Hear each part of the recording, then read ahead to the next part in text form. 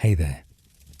Tonight, we step into the early Middle Ages, a world just waking up from the collapse of the mighty Roman Empire. Picture this. You're stirring awake inside a small wooden hut on the edge of a dense forest. The air is crisp and damp, carrying the smoky scent of last night's fire mingled with the earthy aroma of wet soil and wood. Outside, the steady rhythm of a blacksmith's hammer echoes faintly, hammering metal that might shape the tools or weapons your people rely on. Your coarse woolen tunic feels rough against your skin as you stretch, the chill of dawn lingering on your fingertips. You are a young man living through a restless time. The great migration of peoples is shaking the land. Tribes and clans move across the remnants of what once was a vast empire. There are no grand cities where you live, only scattered villages and small kingdoms trying to find their footing amid uncertainty. The world you know is a patchwork of shifting alliances and fragile borders. The sun peeks through the cracks in your hut's wooden walls, promising another day filled with work and survival. There's no king here yet, only local chieftains and lords trying to claim power. You glance around your simple home, a dirt floor, a few rough wooden stools, a clay pot warming over the fire with watery porridge. The smell is humble but comforting. Outside, the distant bleating of sheep reminds you of your tasks ahead. As you step into the fresh morning, the forest around you hums with life. Birds chirping, leaves rustling in a cool breeze. You pull your cloak tighter. The chill bites through the fabric. Life is uncertain, but here, in these scattered lands, new beginnings stir quietly. This is the cradle of medieval Europe. From this scattered chaos, kingdoms, duchies, and counties will slowly rise. But how does a world broken into tribes and roaming bands transform into the nations you know today? What magic or toil turns disorder into borders on a map? How do people, separated by forests and mountains, come to live under common laws and crowns? These questions hang in the morning air as you prepare for the day ahead. And as you gaze into the horizon, where smoke rises from distant villages, one thing is clear. The story of how countries were born from the ashes of empire is just beginning. What forces pull these scattered people together, and which drive them apart?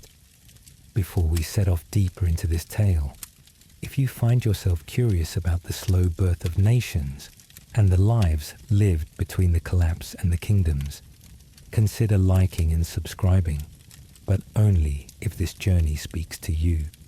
Now settle in, maybe dim the lights, and let the soft crackling of a fire be your companion as we explore the dawn of medieval states together. You sit at the long oaken table in the royal council chamber, your fingers resting on a parchment thick with royal seals and noble signatures. Candlelight flickers off polished brass sconces, casting dancing shadows on stone walls that have heard more secrets than prayers. You are no longer a peasant at dawn. You are now a royal advisor, cloaked in layered wool and trimmed sable, burdened not with soil on your hands, but with politics in your breath. The king, young, pale, distracted, sits at the head of the table. He sips weakly from a goblet of red wine laced with rosemary, his eyes darting not to the map of his realm, but to the faces of the men seated nearby. You recognize them all too well. To your left, Duke Ethelred of the Westlands twirls a signet ring on his finger, the weight of his lands, and the soldiers that guard them, pressing invisibly on the table. Across from you, Baron Tostig mutters beneath his breath, his beady eyes following every word the king doesn't say. These men command more than respect. They command armies, grain, roads, and loyalty. Sometimes more than the king himself. You smell the fire smoke curling from the hearth and the faint sharpness of parchment ink, fresh from the scribe's quill. A plate of half-eaten figs sits untouched before you, sweet and softening in the warmth of the room. Outside, the sound of hooves on cobblestone reminds you of who waits in the shadows. Messengers, mercenaries, or men with darker duties. Your role is delicate. You are not noble by blood, but the king listens to you because you are clever, educated, and unburdened by ancestral pride. Still, you know your words are weapons, and so do the lords beside you. They smile too much.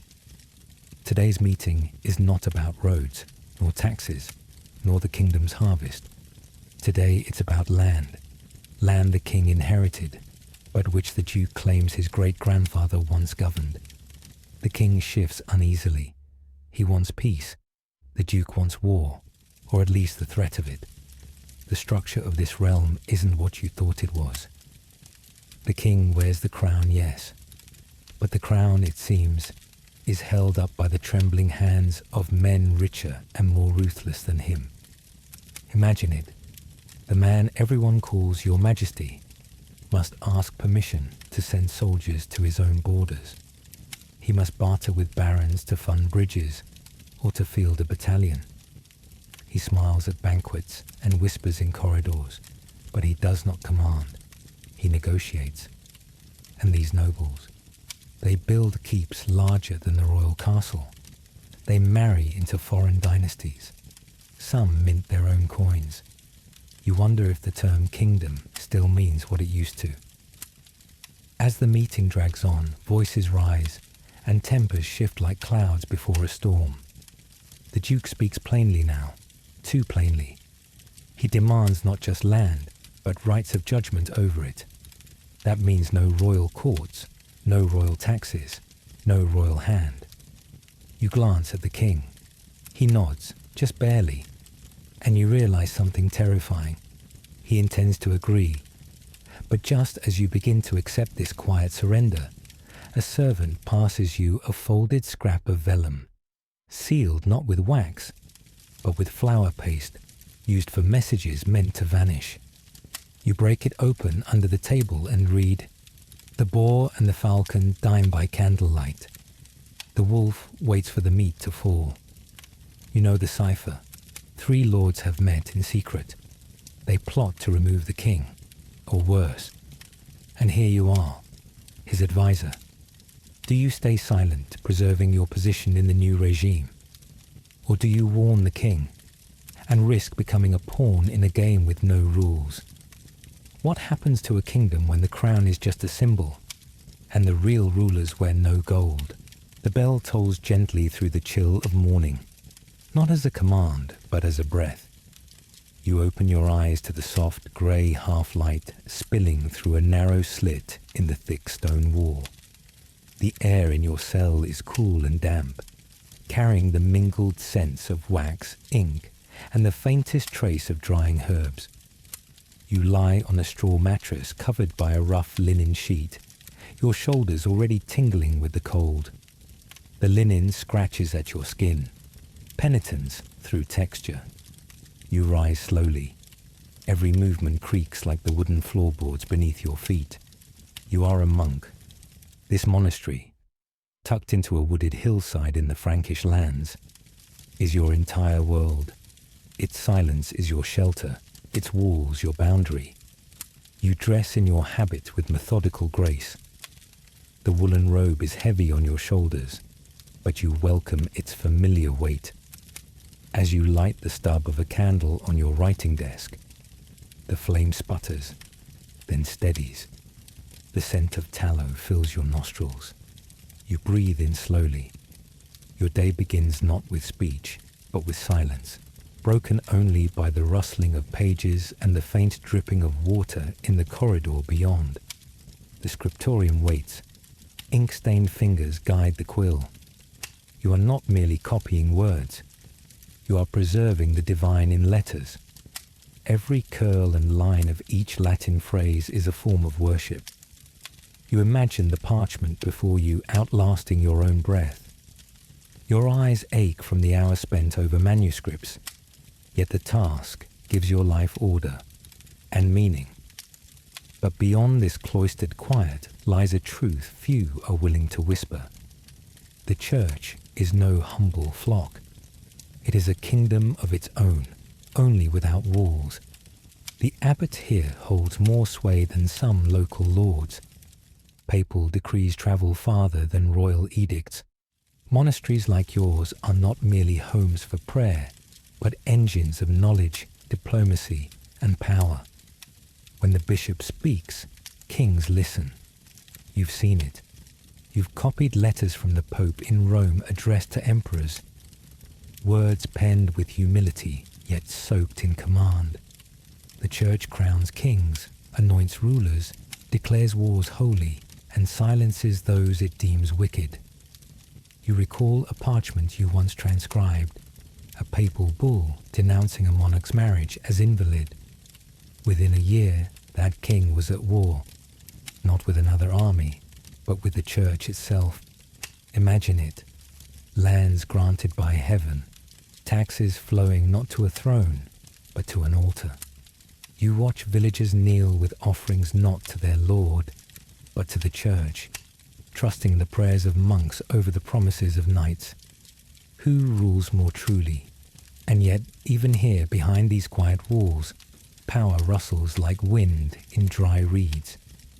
After Vespers, you hear whispers, not the chanting of psalms, but hushed, urgent tones in the chapter house.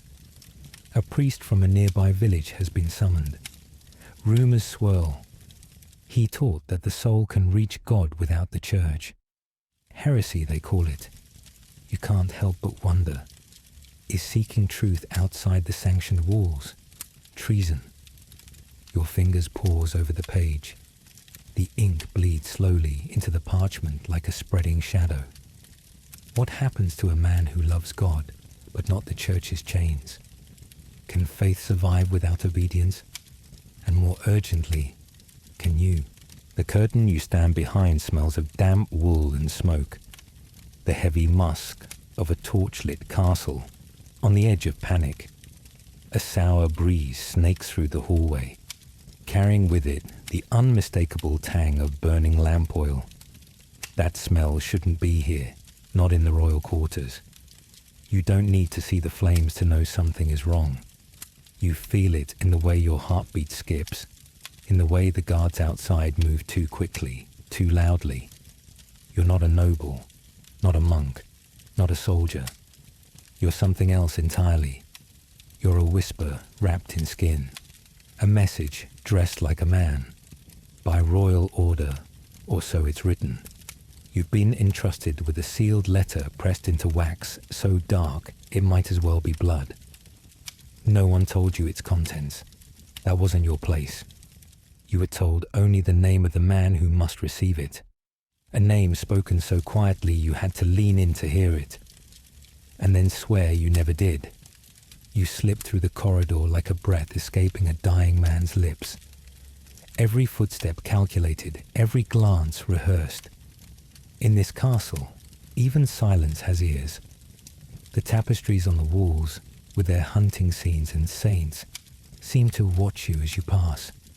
Their woven eyes judge your purpose, but offer no protection. You pass a servant girl. She curtsies just a moment too slowly. Was that hesitation? Recognition? Behind her, a guard leans against a pillar, arms crossed. But you see the shadow of a blade beneath his cloak. And down the hall, you hear a door creak open, and then close again, though no footsteps follow. You tighten your grip on the message.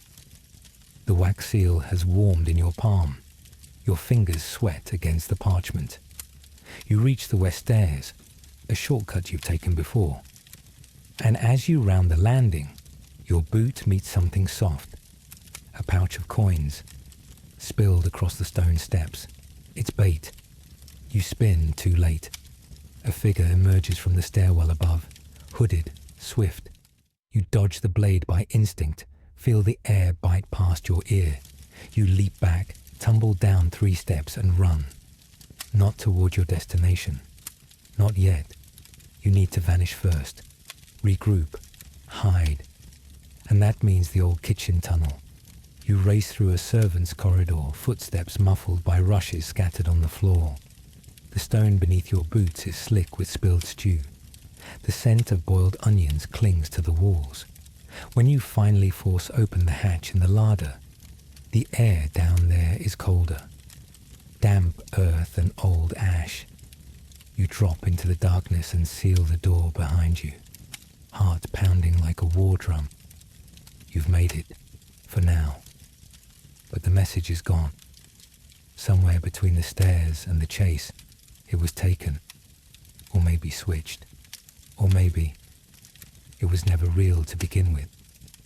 You sit in the dark, your breath fogging in the torchlight you dare not strike. The passage winds east beneath the kitchens, toward the chapel yard.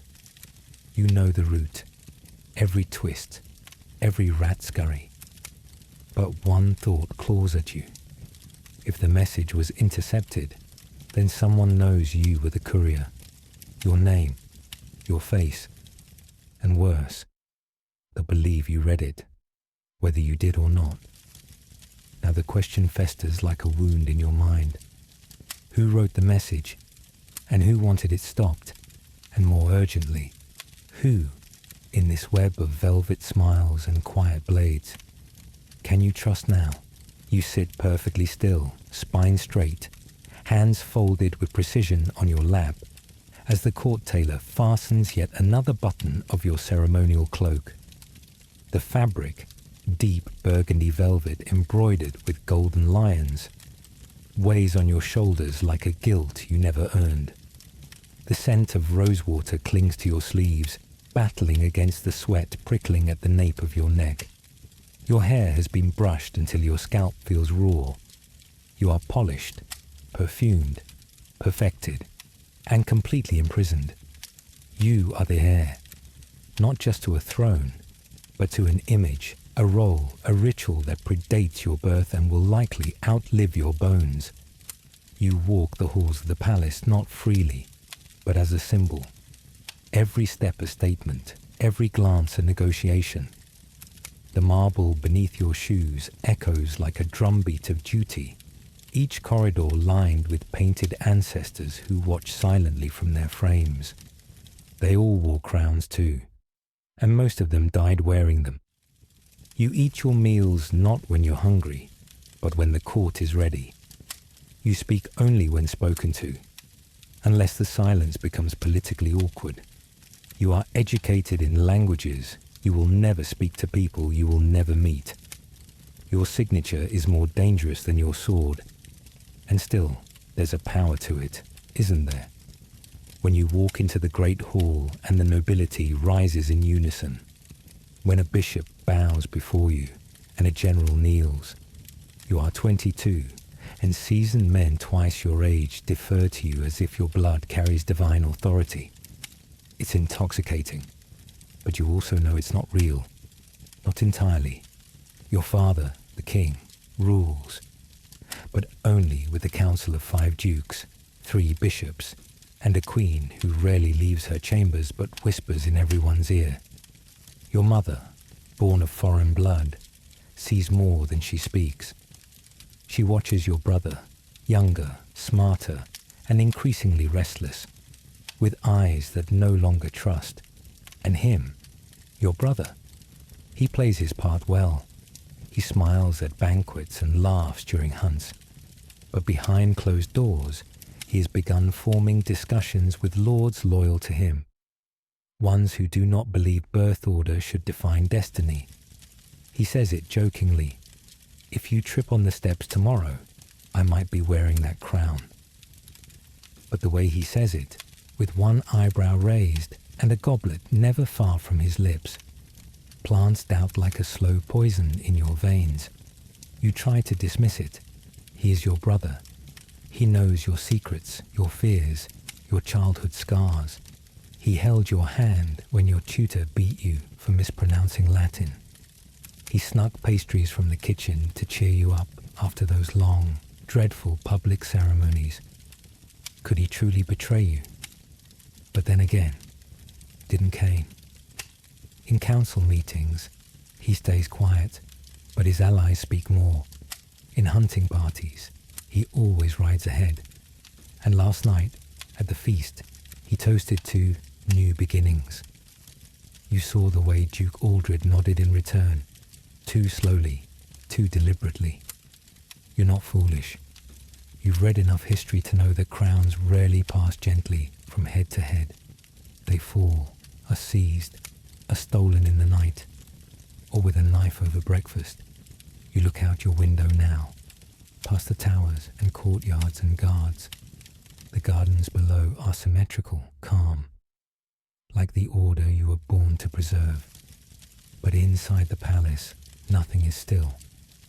And as you turn from the glass, a question weighs heavier than any crown. Will your brother strike before your coronation, or after? The warmth of the hearthstone lingers in your workshop. Long after the fire has died, you open your eyes to a soft golden haze creeping through the shutters, cutting through the wood smoke hanging gently in the rafters. The scent of fresh sawdust, beeswax, and a hint of leather oil greets you like an old friend.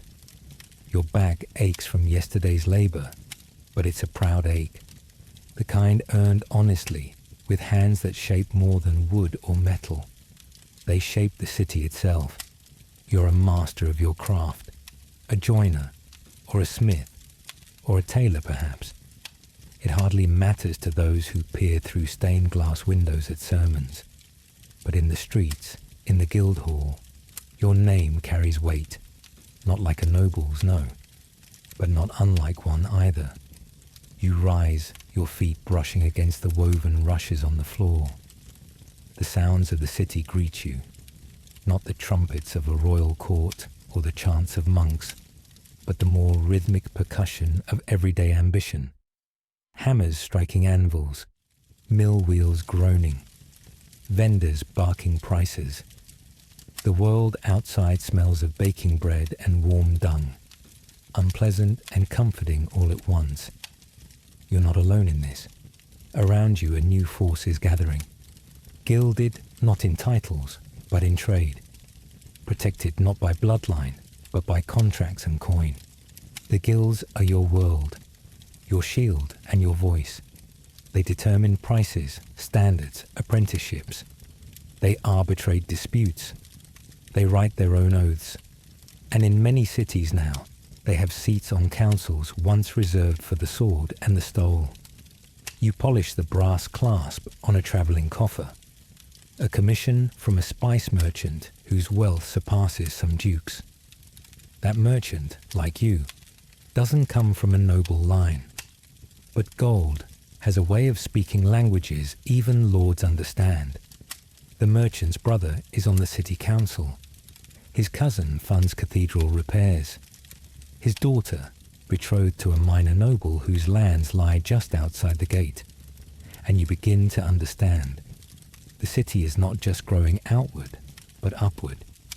And in that ascent, new power takes root. But with change comes tension.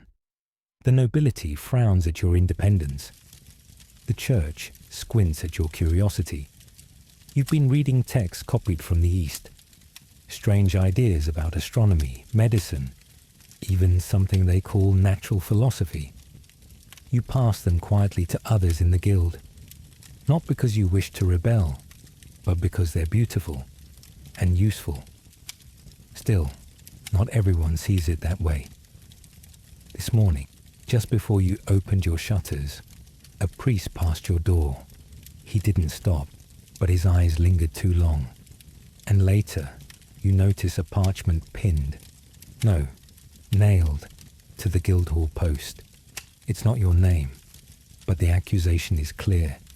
Those who seek knowledge beyond the bounds of faith shall be judged. You feel a chill, not from the air, but from the sudden weight pressing into your lungs. Could it be you they mean? Could your books, your gatherings, your quiet talks after meetings be called heresy? A knock at the door, not loud, not angry, just deliberate. 3 soft raps. You wipe your hands. Your heart races. Is it a fellow craftsman? Or has the world you helped build decided you are now too dangerous to leave unchallenged? And in that moment, you wonder, can the hammer and compass truly rival the sword and cross? You stand knee-deep in the churned, wet earth of a battlefield that smells of iron and churned roots. Beneath your greaves, the soil squelches, not with water, but with the memory of men. The sky above is the color of lead, thick with smoke and ash drifting like slow snow. You taste it in the back of your throat, ash and something bitterer, blood maybe, or fear. Your armor presses against your ribs, a cage of forged salvation. The chainmail under it itches with every labored breath. Sweat and rainwater have soaked into your padded gambeson, and your helm muffles the world into a dull echo of violence.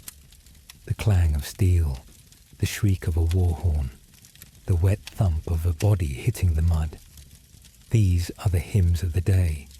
You grip your sword with fingers that barely feel anymore, not from cold, from exhaustion.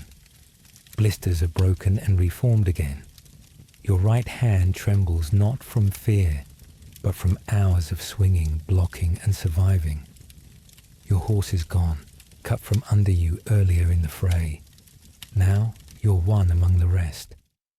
Mud-soaked, tired, praying for breath.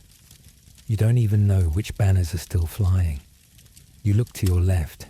A youth, younger than your own squire, drags a wounded leg behind him, sword limp in hand. His surcoat is blue, like yours. He must be one of the Baron's men. You shout, or try to, but your voice barely carries. Your throat is raw.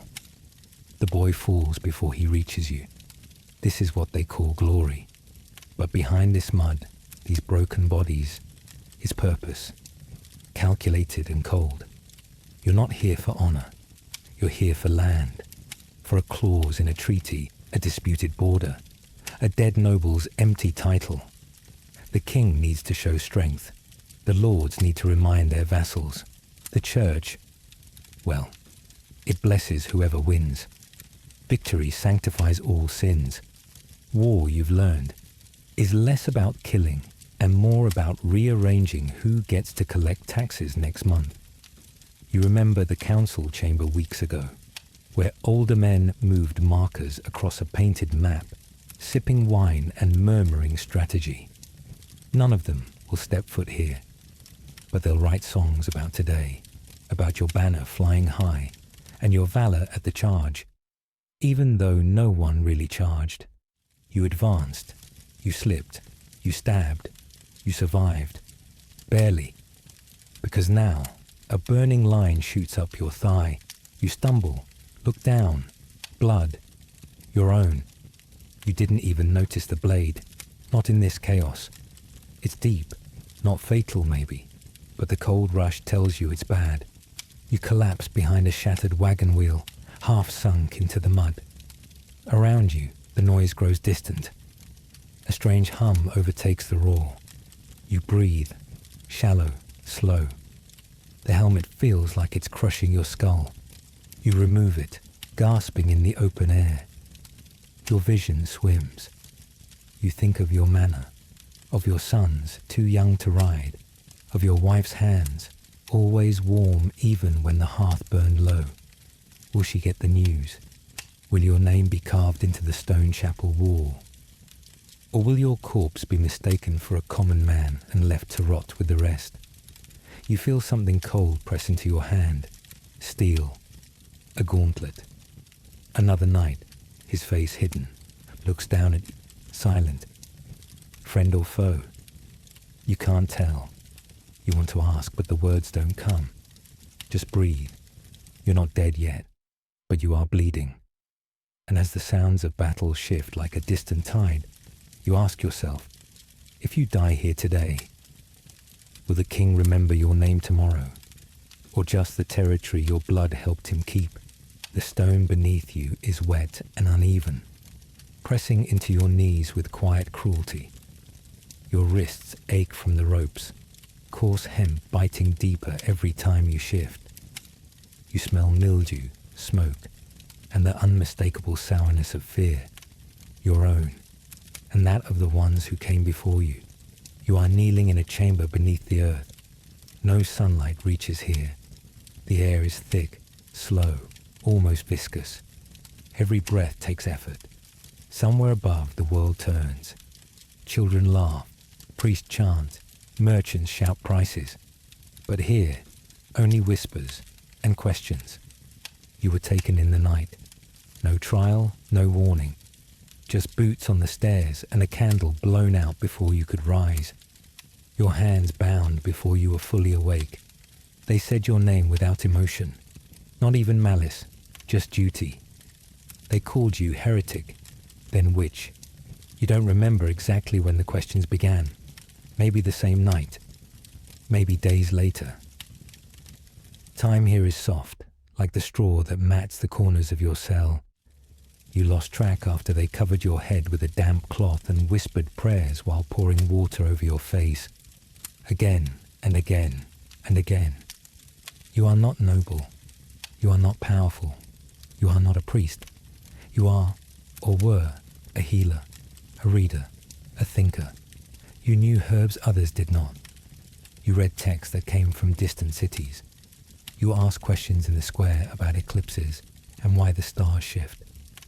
Once, you said aloud that the moon might not be divine, just distant.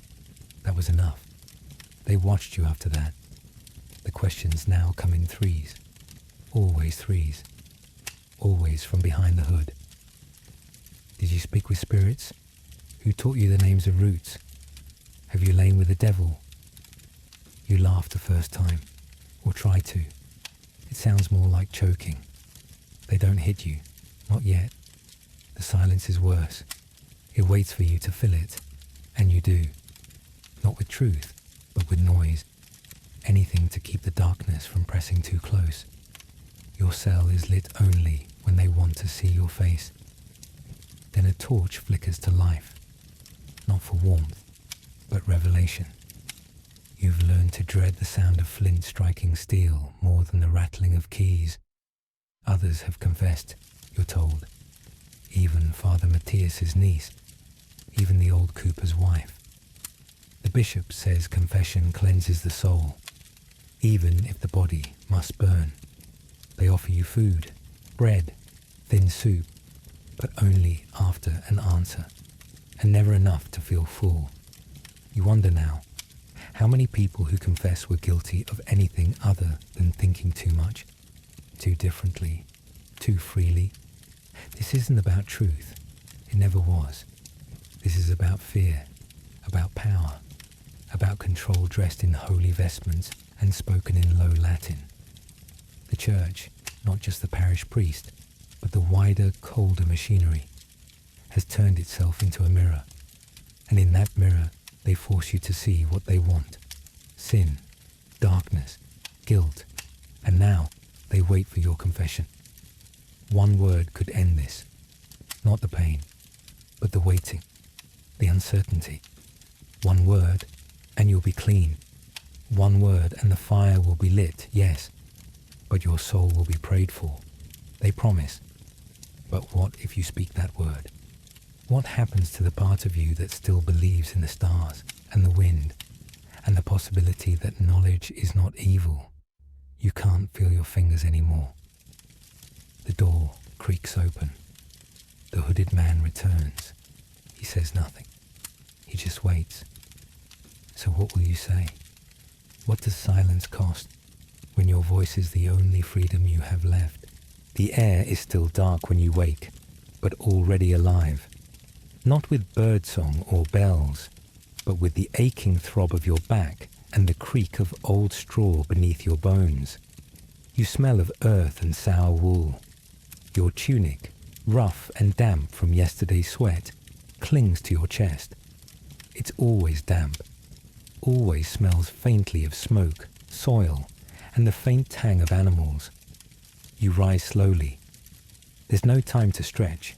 The sun doesn't wait for your joints to loosen. You live in a village clinging to the edge of a manor like moss on a stone. The manor house rises above the fields, its thatched roof broader, cleaner, better than any you've ever known. You don't resent it. Not exactly. It's just how the world is. You pull on your shoes, leather so cracked it folds like bark. Outside, the sky is the colour of tin, just starting to lighten. The rooster's late, or maybe you're early. The field calls either way. The earth is cold underfoot, soft from the last rain. You know it by feel. Which patch will hold the plough, which spot to avoid. Your fingers find the handle of your hoe like they were made for it. In some ways, they were. The harvest is still weeks away. You work now to coax barley from the ground, grain you'll never taste in full. Half of it goes to the Lord, a portion to the church, a sliver to the reeve. What's left becomes porridge, thin, barely salted, but it keeps your legs moving. Around you, others move like shadows, hunched figures in faded tunics, faces worn like river stones. You greet them with nods, not words. There's nothing new to say, only the rhythm of the land. Push, dig, lift, again. And above all of this, the system grinds on. You owe labour to your lord, corvée. You owe grain, eggs, sometimes even wool. And when the taxman comes from the city, he wants coin you do not have. So you trade, you plead, you do without. One of your neighbours was caught keeping 2 hens hidden from the tally. They found out. The hens were taken. His fence burned. He left the next week. Or maybe he was taken. No one says for sure. Yet something has shifted, quietly. In the corner of the field, behind the sheep pens, men have started to talk. Not loud, not yet, but bold. They speak of change, of banners in distant towns, of words like freedom and common rights, of men, peasants, in other manners who refused to pay, who stood with staffs and sickles and turned back the Lord's men. They look at you differently now, not with pity, with invitation. You are strong, you are known, you are trusted, and one of them, Thomas, the baker's son, slipped you a note last night, just a scrap, no name, no mark, just a question. Will you walk with us when the time comes? You hold the note in your hand now, tucked in your belt, the ink smudged from sweat. The wind picks up slightly, rustling the stalks. A storm is coming, not weather, something else. And here you are, bound to land you do not own, answering to men you do not choose, digging food you won't taste. So you wonder, when the cry rises, do you lift your voice or your hoe? You sit with your hands resting lightly on embroidered silk, a goblet of watered wine untouched by your side. The chamber is warm with the scent of roses and jasmine, of oil lamps smouldering in brass sconces, and the faintest trace of lavender clinging to your sleeves. Light spills in through a stained glass window, pooling like spilled jewels on the tiled floor. Every corner of the room has been composed like a painting, delicate, symmetrical, immaculate. And yet, beneath the soft laughter of your companions and the rustle of dresses as they rise and sit again, there is tension, subtle, like the tightening of a lute string just before it snaps. You are no mere ornament, no idle court lady smiling at banquets and sighing over poetry. You are the niece of a duchess, the cousin of a bishop, the goddaughter of the queen herself. You were born into a world where power must wear perfume and smile with lowered eyes. But make no mistake, it is power. You've watched men posture in council chambers while the real decisions passed in whispers behind tapestries. You've seen laws reshaped by what was said at a feast, or a glance exchanged across the great hall. You've helped arrange marriages that shifted borders more surely than any sword. The Queen trusts you. The steward fears you. The Lord Chamberlain owes you. And the King, he calls you my dove, but you know better than to believe the cooing. Today, though, something has changed. You sensed it before the servant arrived, before the parchment was slipped into your hand with trembling fingers, before the seal was broken and the words, too short, too plain, revealed more than they said. Your name is on the list. You must act. You fold the message into your sleeve, smile, rise, speak softly to the women around you. They laugh, oblivious. You glide from the chamber like a swan from still water, smooth above, paddling like hell beneath. You walk the corridors with practiced ease, each step silent, each glance calculated. Behind a column, you find your maid, young, loyal, clever. You whisper instructions. She nods, runs. You return to your rooms and wait. The knock comes at dusk. Not a servant, not a summons to supper. A guard, helmeted, formal. He says you must come with him. For questions. You know what that means. Rumors have been sown like poppy seeds. About poison in the wine at last week's feast. About a letter from a foreign court found among the linens of the Queen's steward. About a name whispered too often in too many tongues. Yours. You rise slowly, deliberately. You are not weak. You are not unprepared. Your allies have been warned. Your secrets hidden. Your poisons, if any existed, long gone. But still, you feel the pulse in your wrist quicken. In this world, a man may be accused and ride to war the next day. A woman may only smile or burn. As you step into the corridor, escorted on either side, the question pounds behind your eyes like a heartbeat. Do you still control the game from the shadows? Or has the light finally turned on you? The chamber smells of melting beeswax and warm parchment. The thick, heavy scent that seems to seep into the very stones beneath your feet. You sit elevated on a wooden bench carved with the royal crest. The polished surface cool under your palms despite the warmth filling the room. Sunlight filters through narrow windows, casting long, golden shafts across the gathered crowd. Their faces, earnest, desperate, angry, blur into a shifting sea of human emotion. You are the judge, not just of petty disputes, but of lives, fortunes, and futures. The power of the law rests in your hands. The gavel is invisible, yet felt in every glance you cast, every word you utter.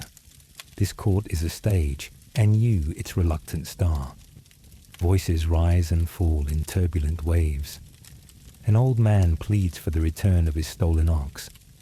A widow begs for protection against her greedy brother-in-law. A merchant accuses a smith of shoddy work that ruined his cart. You listen, sifting through tales embroidered with grief and greed, truth and deception intertwined like a complex tapestry. The law here is a living thing, breathed into life by scribes and sealed with royal authority. Yet beneath the lofty ideals of justice lies a reality often less pure. Laws are tools, for order, yes, but also for control. A weapon in the hands of those who understand its true power.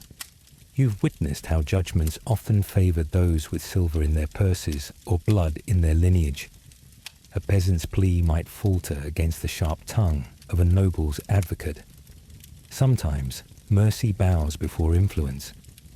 Today, the chamber holds a different tension. A man accused of theft stands accused by a wealthy landowner whose estates stretch beyond the county. The evidence is thin, but the stakes are high. The landowner's agents murmur among themselves, eyes flicking toward your bench, calculating. Later, a folded note is slipped discreetly into your palm. The parchment is thin, but the message clear. Remember your place. Beneath the politeness lies a threat, a test. Your heart beats steady, but your mind races. The weight of this choice presses on you. Uphold justice and risk angering the powerful, or accept the gift offered by the landowner's men, and ensure your position, but at the cost of your integrity. Imagine the eyes of the villagers outside. They look to you as the embodiment of fairness, the shield against tyranny. But what if you falter? What if the law you wield becomes the tool of injustice? As the court falls silent, awaiting your verdict, you wonder, can justice survive in a world where even the scales can be tipped by coin? And more pressingly, what will you choose? You stand beneath the heavy velvet drapes of the great hall, the soft rustle of silk brushing against stone echoing faintly in your ears. The chamber is alive, not with laughter or joy, but with the measured hum of noble voices and clinking goblets. The scent of incense curls upward, mingling with the subtle sweetness of fresh flowers laid along the marble balustrade. Light filters through high arched windows, painting the room in shards of golden warmth. You are dressed in finery not chosen by your heart, but by duty. The fabric, rich brocade threaded with silver, weighs on your frame like the weight of 1,000 expectations. A crown of delicate pearls rests upon your brow, its beauty cold against your skin. Every glance from the assembled guests feels like a careful calculation, every whisper a thread in the web you are caught within. Tonight, your marriage is not a celebration of love. It is a treaty sealed by vows spoken under watchful eyes. Families, ancient and powerful, gather to witness the union not of two souls, but of lands, wealth, and influence. You hear the murmurs. The alliance will strengthen borders. The dowry will bring prosperity. A new era dawns. But none of these words speak to the flutter of your chest, the tight knot in your stomach. Imagine the silent screams of freedom locked beneath the embroidered veil you wear. You think of running, slipping through the shadowed corridors, the secret gardens, the moonlit rooftops. But you know the guards, the sealed gates, the watchful eyes that guard not just your body, but the fate of kingdoms. Your betrothed stands opposite you, equally trapped, equally bound. His smile is polite, his eyes cautious. Both of you know the truth. This ceremony is a game of power played with human pieces. Neither king nor queen will be crowned tonight. In the crowd, your father's gaze is sharp, proud, and unforgiving. Your mother's hand trembles slightly as she clutches a folded parchment. The final terms of the alliance, signed and sealed. Behind the gilded facade, you feel the cold edge of loneliness. Your future is scripted in contracts and sealed with promises you did not make. Your dreams are borrowed from stories whispered long ago, and they fade as quickly as candlelight in a draught. Yet, in this gilded cage, you also sense strength. The knowledge that your words, your alliances, your careful steps can shift the tides of power. That even the smallest voice, when heard by the right ears, can echo through halls far grander than this one. Still, the question lingers as the priest begins the ceremony. If you could escape, would you? Or do you accept that in this dance of crowns and kingdoms, your path was never meant to be your own? You push through the bustling crowd of the market square, a swirl of sounds and colours enveloping you like a thick, fragrant fog.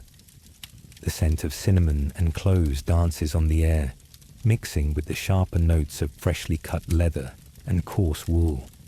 Shouts from vendors hawking their goods, bright cloth, iron tools, exotic spices, rise above the chatter, punctuated by the occasional clatter of hooves on cobblestones. You carry a small satchel of silver coins, heavy with the weight of your day's earnings, and lighter with the risk of losing it all. Around you, traders from distant lands haggle with local buyers, their tongues twisting through strange accents as they barter for gold, silk, or salt. You are a merchant, a trader, not a knight, not a lord. but a man who commands a different kind of power. Money, after all, has its own language. It speaks softly, but carries an echo that can reach beyond castle walls and council chambers. Your stall is modest, but well stocked. Fine cloth from the East, dyed in colours so vivid they seem almost unreal. Spices that tingle your fingers and scent the air with promise. Pottery from distant shores, shaped by hands you'll never meet, but whose artistry you cherish. You know that your success depends not just on what you sell, but on trust. Your reputation is the coin you cannot afford to lose. A single lie, a bad deal, and you risk ruin. Not just financial, but social.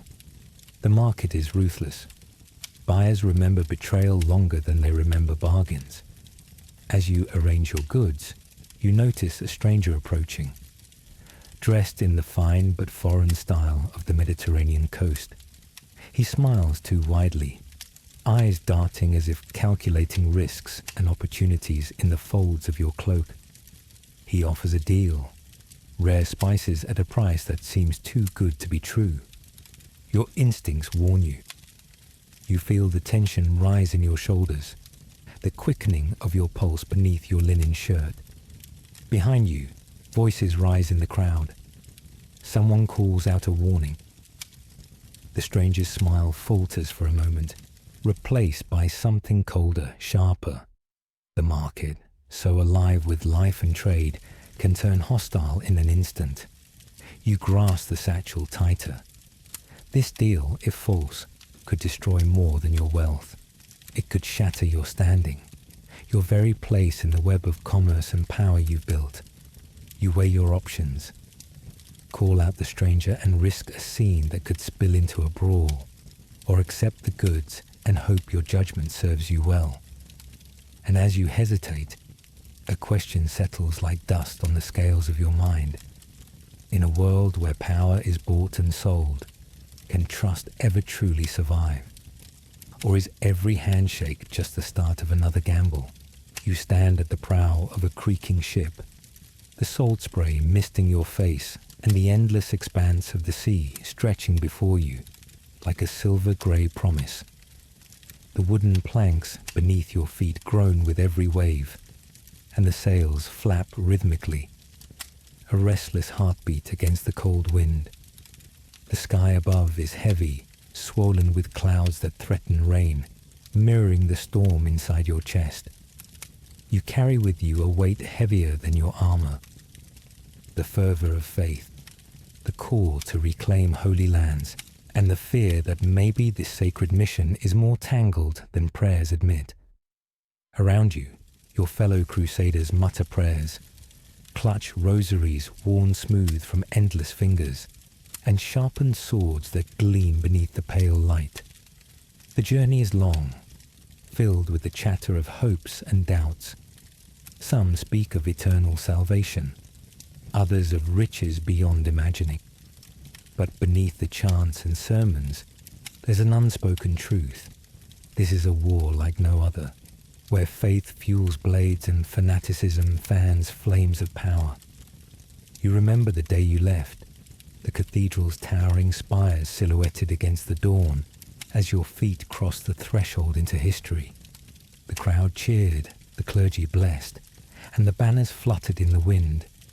You felt the surge of destiny coursing through your veins. But now, as the ship cuts through cold waters, doubt creeps in with the mist. Friends fall ill, their faces pale and drawn. Your closest companion, strong and unyielding in battle, is carried below deck, fever burning in his eyes. You wonder how many will survive the journey and the battles to come. At night, when the deck is silent save for the lapping waves, you stare into the dark horizon, questioning the purpose of this crusade. Is it truly for God's glory, or a tool wielded by kings and popes to claim dominion and control? You hear tales from distant lands, of cities razed, of innocence caught in the crossfire, of greed disguised as piety. Each story chips away at your certainty. replacing it with a gnawing unease. And yet, the banner you carry flutters proudly in the wind, a symbol of your cause. The prayers on your lips are both a shield and a question. When the first battle cries shatter the calm, and your sword tastes the bitter reality of war, you realize that faith and power are often locked in a dangerous dance. And in the quiet moments, as you watch your comrades fall and wonder if your own fate is near, a question haunts you. Is the path of holy war truly guided by divine light, or by the shadows of ambition and fanaticism?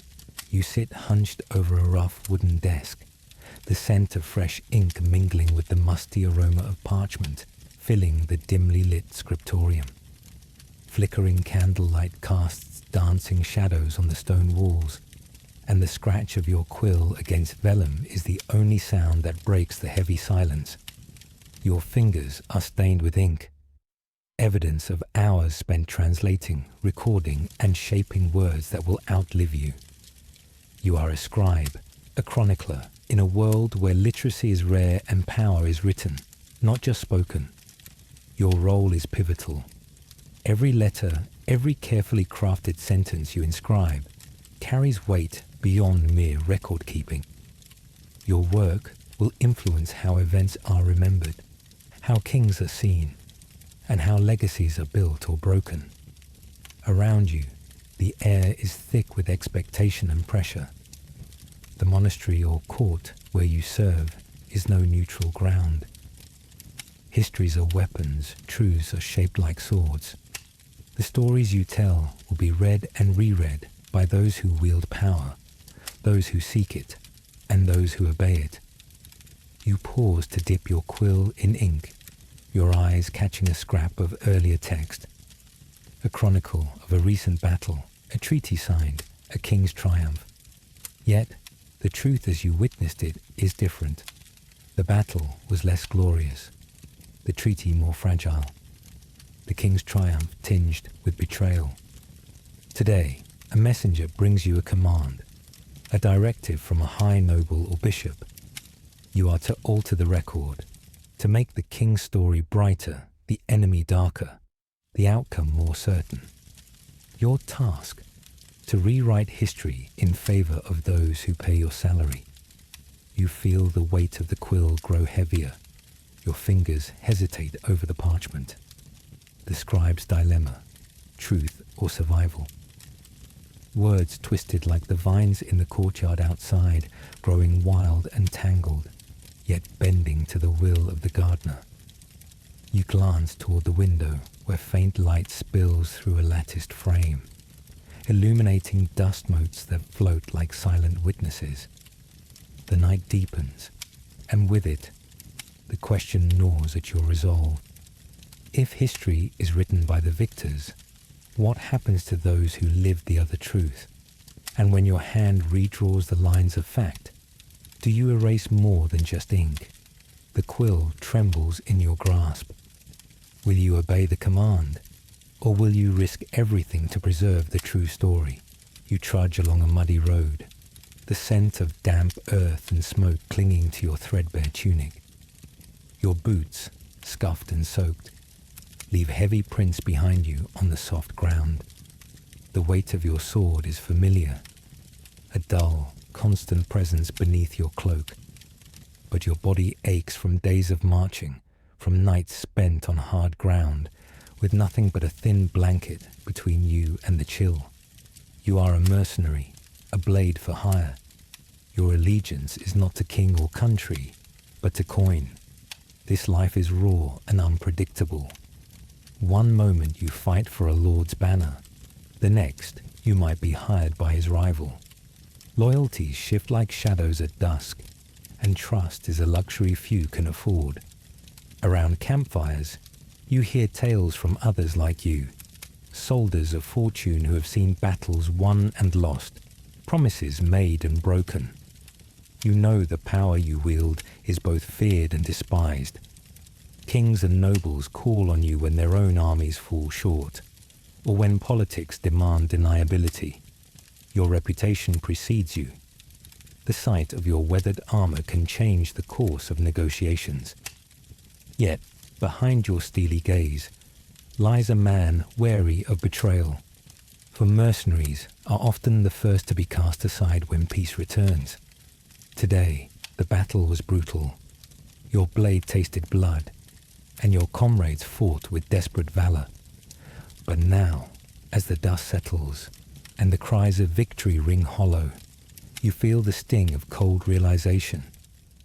Promises of pay whispered in the heat of battle may vanish in its aftermath. Whispers among your band speak of betrayal, of a deal cut behind your back, of purses kept closed while wounds mend. Your fellow mercenaries vanish one by one, leaving you exposed, vulnerable. You know what comes next. The sharp knife in the dark, the sudden ambush, or the cold shoulder when you seek what is owed. In this world, your sword may win battles, but your fate is often decided by greed and mistrust. As night descends, the campfire's glow flickers, casting long shadows across your weathered face. You clutch your sword tighter, eyes scanning the darkness. The question hangs heavy in the air. When loyalty is bought and betrayal is cheap, who do you truly serve? And when the final blow falls, will you stand alone? You stand atop a makeshift platform in the heart of the crowded square, your voice rising above the clamoring throng. The air is thick with dust, sweat, and the sharp tang of smoke from nearby fires. Around you, faces, weathered, hopeful, angry, turn toward you, hanging on every word like it might be the spark that lights a new dawn. Your hands tremble slightly, not from fear, but from the weight of the moment. You smell the mingling scents of worn leather, spilled ale, and the faint, bitter odor of tension. The sun beats down relentlessly, turning the stones beneath your feet into a furnace. The city is restless. Whispers of rebellion curl through alleyways and taverns like wildfire. You know well the burdens they carry. Crushing taxes, starvation in cold winters, and the endless grind of servitude to distant lords who never see their plight. You are their voice, raw, urgent, real. You speak of justice, of rights, of a life not dictated by whims from gilded halls. The crowd surges with energy, a living tide swelling toward change. Banners are raised, some hastily fashioned from torn cloth, others stolen from the very nobles they oppose. Cries of freedom and no more tyranny echo between the narrow streets, mingling with the clang of makeshift weapons and the pounding of feet on cobblestones. Yet, beneath the fire of hope, lies the shadow of danger. You see the guards lining the edges of the square, their faces hard, weapons ready, eyes scanning for troublemakers. The very same rulers whose taxes crush these people, now prepared to crush the rebellion itself. Your closest allies whisper warnings, spies, informants, traitors lurking in the crowd. Trust is a rare currency, even among those who fight for the same cause. You sense the knives hidden behind smiles, the words twisted into weapons.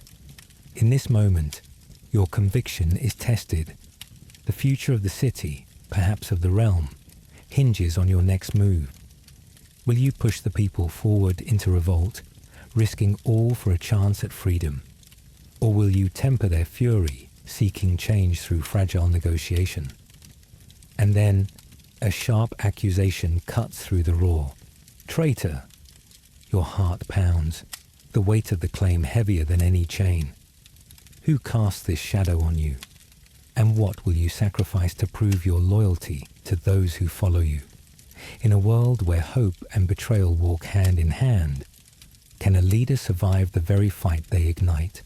You stand atop the battlements, the cold wind biting your cheeks as it whistles past the towering stone walls.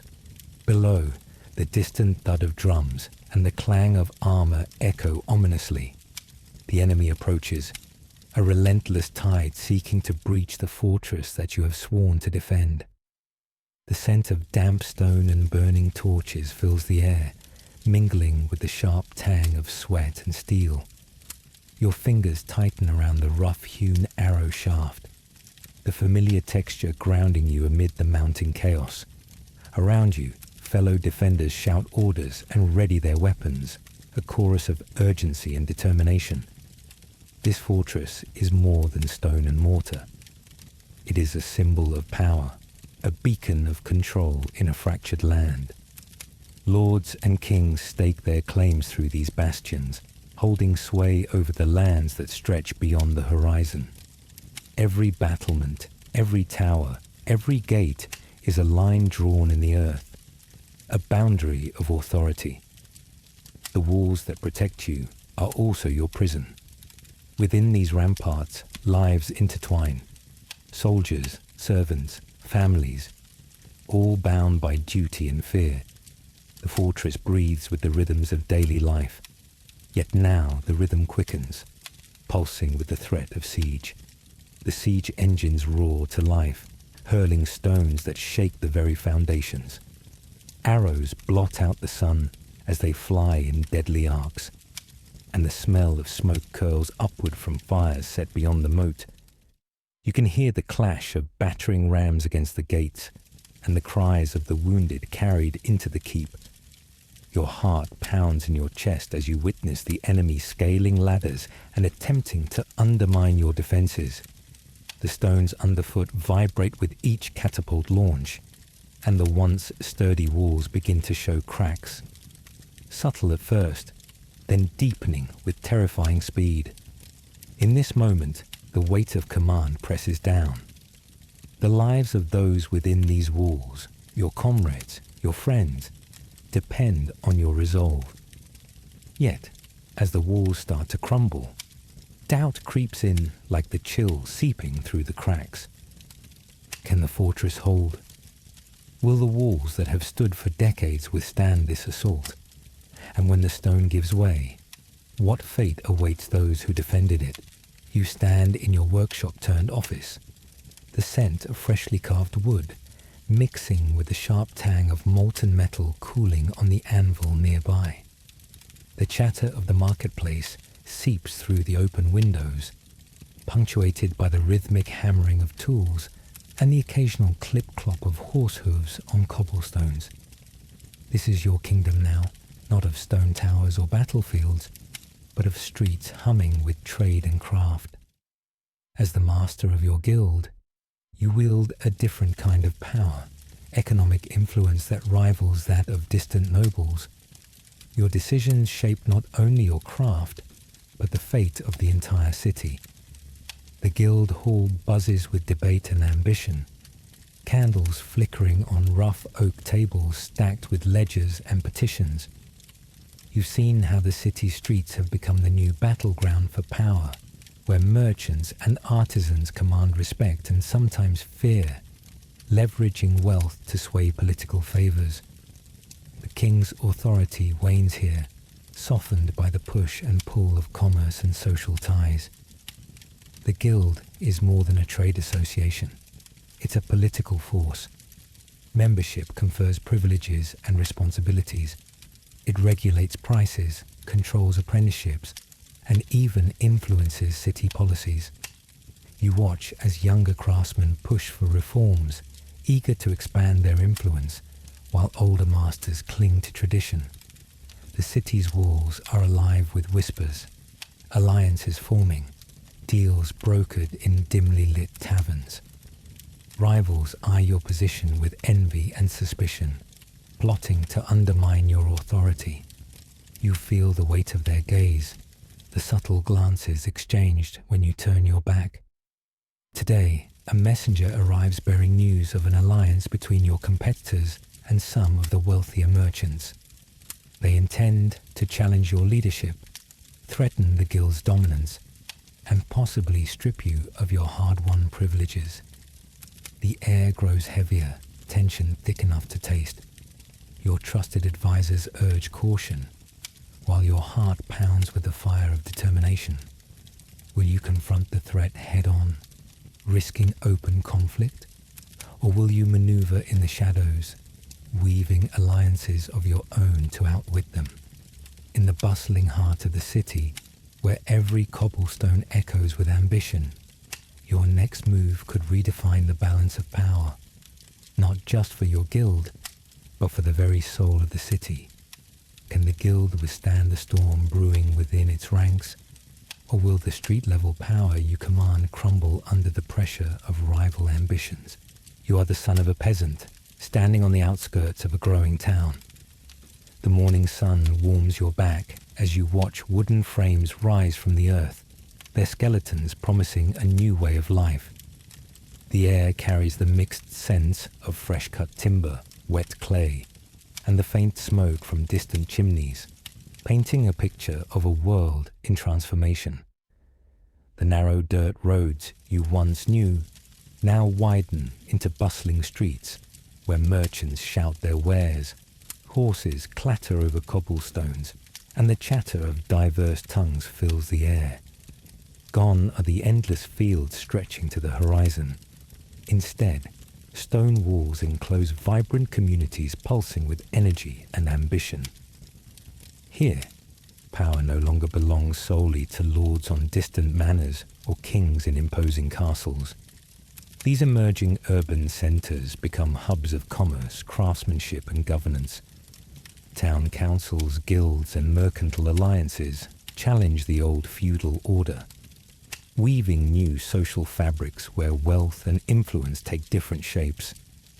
You see farmers turned artisans, peasants becoming traders, and entire families uprooting centuries-old traditions to embrace the promise of the city. The church still looms large, its spires piercing the sky. But so do the halls where laws are debated and markets flourish. This is more than growth. It's a quiet revolution. Cities begin to seed the future kingdoms, the national identities that will redefine borders and cultures. The old world's chains loosen as new freedoms and new conflicts arise. Yet, with change comes uncertainty. What will this shift mean for your family, your future, and the centuries-old power structures? Will the rise of cities bring prosperity or new struggles? And most hauntingly, what will be lost in the forging of this new world? The answer lies ahead, in the stones laid by those who dared to dream beyond fields and fiefdoms. What role will you play in this unfolding tale? What will this new way of life change forever? You sit quietly by the crackling fire, the warm glow casting flickering shadows on your weathered face.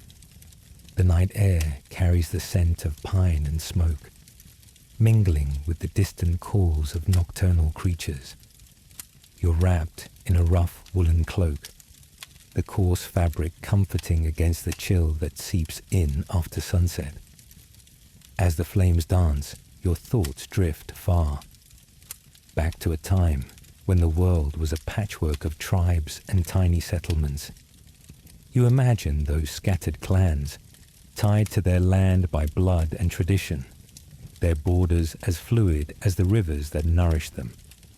Slowly, those clusters of kinfolk grew into villages, villages into towns, and towns into kingdoms. The medieval world was a world in flux, a place where the concept of a country was still being forged, brick by brick, battle by battle, treaty by treaty. You remember the powerful castles perched on hills, symbols of authority and dominion, casting long shadows over the surrounding lands.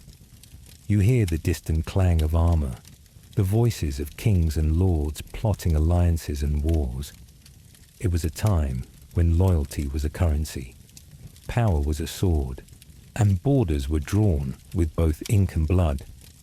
The medieval era's patchwork kingdoms laid the foundations of the modern map you now know. Borders shifted, kingdoms merged or splintered, peoples mingled and migrated. The medieval political landscape was never static. It was a living, breathing entity shaped by countless human dramas. Love and betrayal, conquest and rebellion, faith and reason. But what does it truly mean to be a country in this age? Was it defined by geography, by language, by the allegiance sworn to a sovereign? Or was it something more intangible, a shared identity, a collective memory passed down through generations?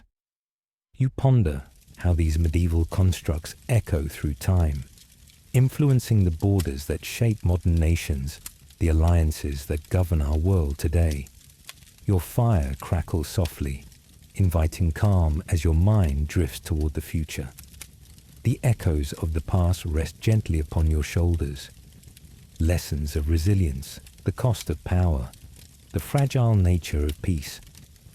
The world you helped to build is vast and complex, a tapestry woven with threads of conflict and cooperation.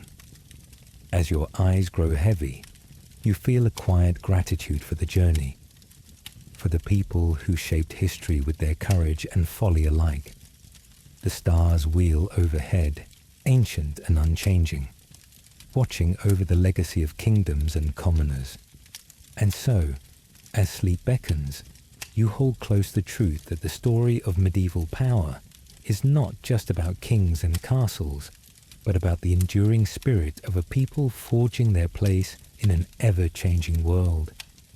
What new chapters will the future write upon this ancient canvas? The answer waits beyond the dawn. Good night.